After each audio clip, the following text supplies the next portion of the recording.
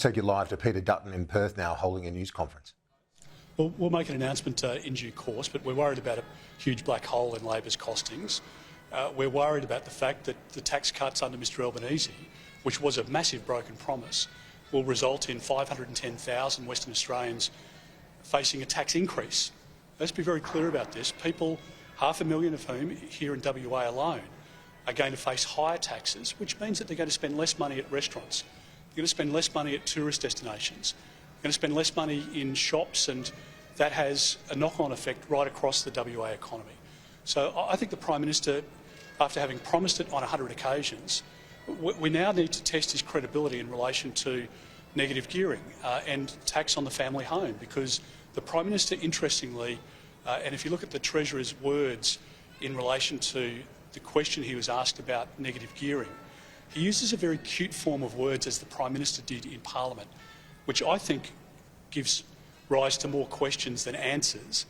And I don't think that Australians want the Bill Shorten style attacks on negative gearing, because many people use negative gearing to provide support for their retirement, to provide an additional income, and it provides a home to somebody who can't afford to buy that home. So Labor's in favour of unions and super funds owning homes and renting them out, and no cap on that.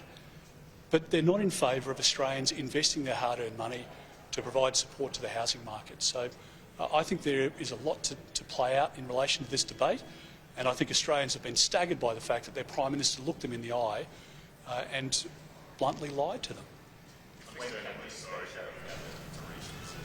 Well, we'll make an announcement when we do. Sorry, mate, second.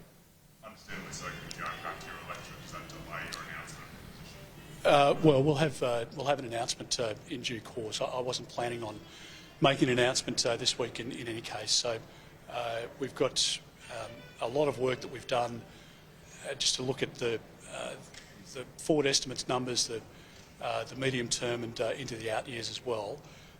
Question marks about whether Labor's policy is properly costed. Question marks about whether it's inflationary. We know that the Prime Minister deliberately omitted from his speech the fact that $28 billion more in tax will be paid. So we're weighing all of that up, and we'll make an announcement in due course. What does Liberal policy reveal about how the Dutton by-election will play out? Well, look, I've seen the reports by Phil Curry today, and I think the Prime Minister has panicked.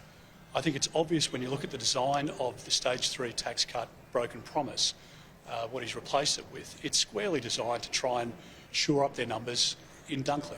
That's as plain as day. And the Prime Minister told further lies at the National Press Club the other day when it said it had nothing to do with Dunkley.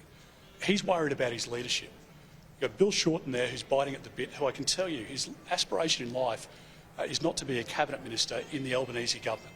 Let's be very frank about that. And I think there's a dynamic playing out here in the Labor Party caucus at the moment, which is why you're seeing this next stage of tax changes around negative gearing and the family home. The Prime Minister doesn't have a mandate for any of it. And for Australians who have invested in good faith or are saving up to buy a house or to invest in property, the uncertainty that they're creating at the moment is unforgivable. But it's what Labor always does. They can't manage the economy. And I think the Prime Minister has a lot of questions to answer, because I just don't believe that Australians can trust him anymore. All right? Just on Papua New Guinea, there's reports that PNG is in early talks with China on a potential security and policing deal. What do you make of that? Well, when we were in government, we put record funding into the region and including into PNG, because we are a trusted long-term friend. We've gone through war in many dark days where those troops from Australia, from the US and elsewhere in our region at the time of the Second World War worked very closely with the amazing troops from PNG.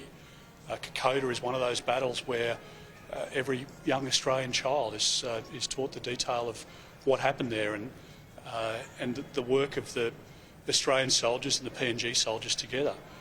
So we've got that history with PNG, and that should be the underpinning for the continuing trust. And I welcome Prime Minister Marape's visit to Australia. He's always a welcome friend whenever he comes, and we will support the government in whatever actions they're taking to make sure that the relationship is consolidated, because, as the Prime Minister points out, we're living in the most precarious period since the Second World War, and we should be very mindful of that, and we should be speaking with a common voice, and we are, and we'll stand with the government in support of their programs, which will further consolidate the relationship with PNG.